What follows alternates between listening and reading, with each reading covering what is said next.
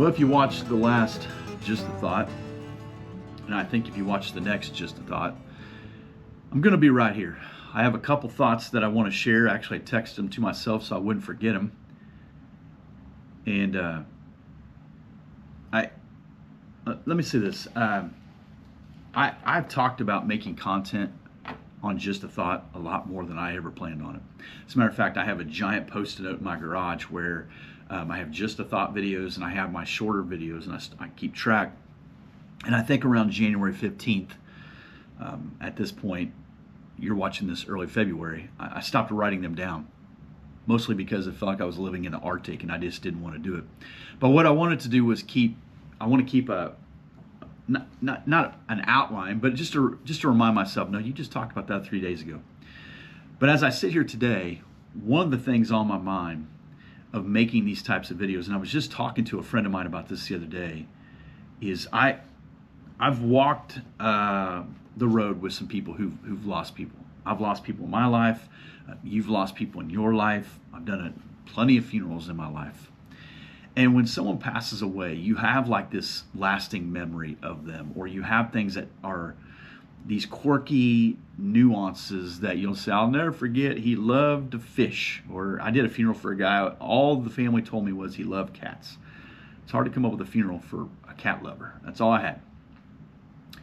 But you have these things, and I was telling this friend of mine who's doing content similar to this, he was saying, I feel like I'm doing this for myself. And I said, 100%. Because as I talk to you, I talk to this GoPro camera, I am fleshing these thoughts out myself, and it grows me too.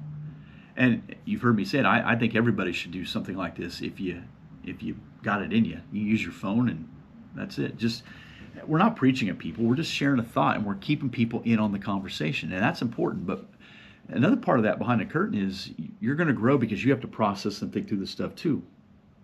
But I told this person, I said, I've seen this, like when my father-in-law passed, the first big gathering without him, he normally did a devotion every day. Well, we hadn't got that person.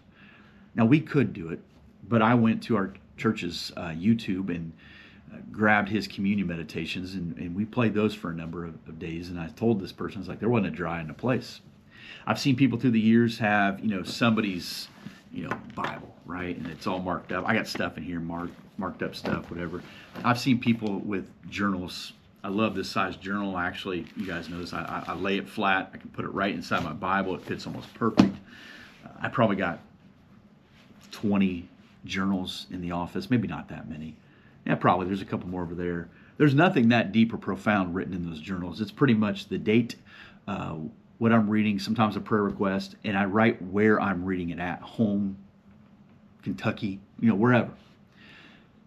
My point of this thought is, in some way, whether we recognize it or not, we're leaving part of ourselves behind. Now, there's a good chance that at some point after I'm gone, this type of stuff, maybe not my Bible, I don't know, but the journals, they end up in a giant box called a dumpster. That is okay. And I'm not putting them in a time capsule or anything like that, but I'm leaving them behind, if you will.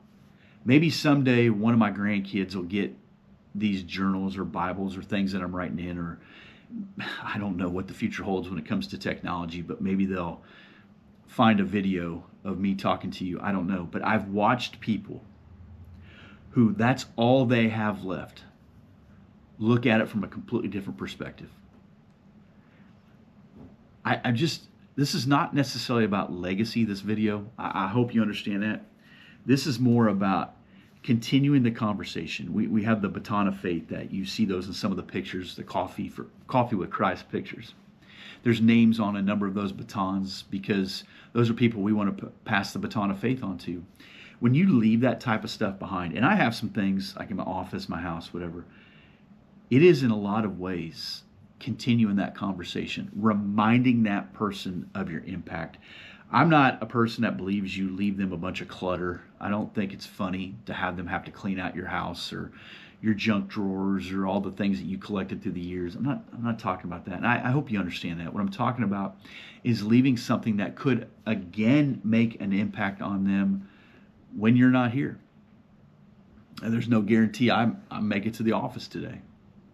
So maybe my kids would watch a video or two or dad talking about something, and they just get to hear your voice.